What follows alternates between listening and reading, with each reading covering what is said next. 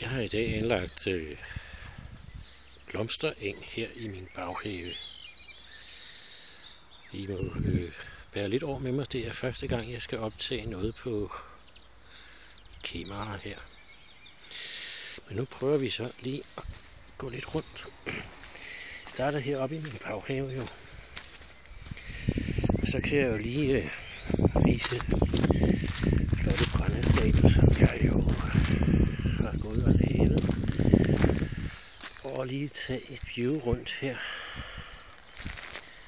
Jeg var så heldig, at jeg startede i morges klokken 10 med at ordne denne her jord.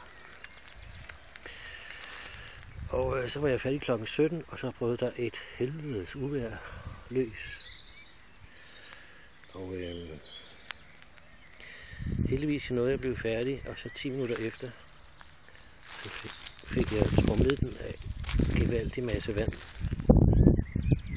der kom med det her skybrud sammen med tordenvejr. Så nu fik jeg både tromlet og vandet. Så skal vi sgu bare have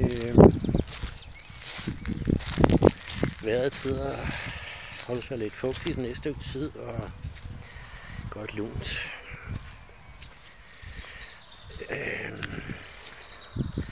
Det vi ser herovre på nu, det er jo så slagterens grund.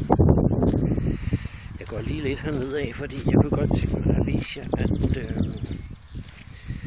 hvad der egentlig er foregået her i det her. Det var en gevaldig by, vi fik. Og nu går vi så ned ad min gamle trappe.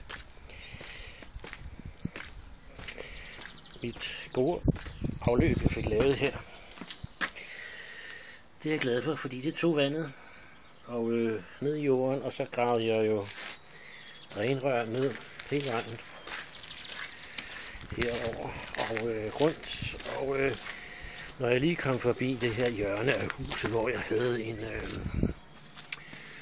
jeg har jo min tagrende heroppe og et rør.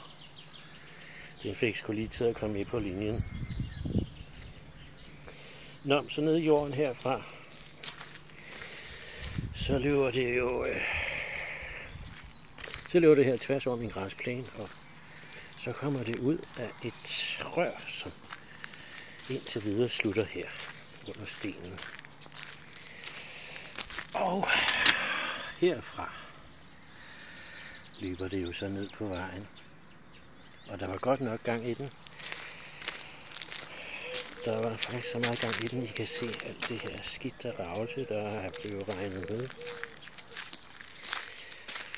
Men heldigvis holdt det meste sig i en rønne her. Så går vi lige ned i en kørsel. Det her anlæg er jo sidste år. Det her er mit flotte grønne blomsterspæde, hvor der ikke er kommet så mange blomster endnu. Men jeg går ud fra, at det kommer. Der er lidt på vej, sådan hist og pist. Der kommer en ven nu, der kan jeg se. Men nu kan I se, hvad det bragt med sig.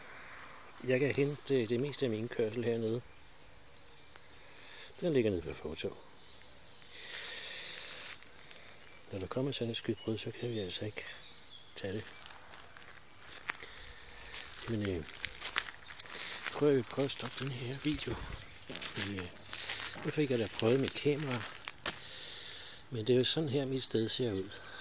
Nede på vejen. Bjergsted Byvej nummer 9. Dejligt sted.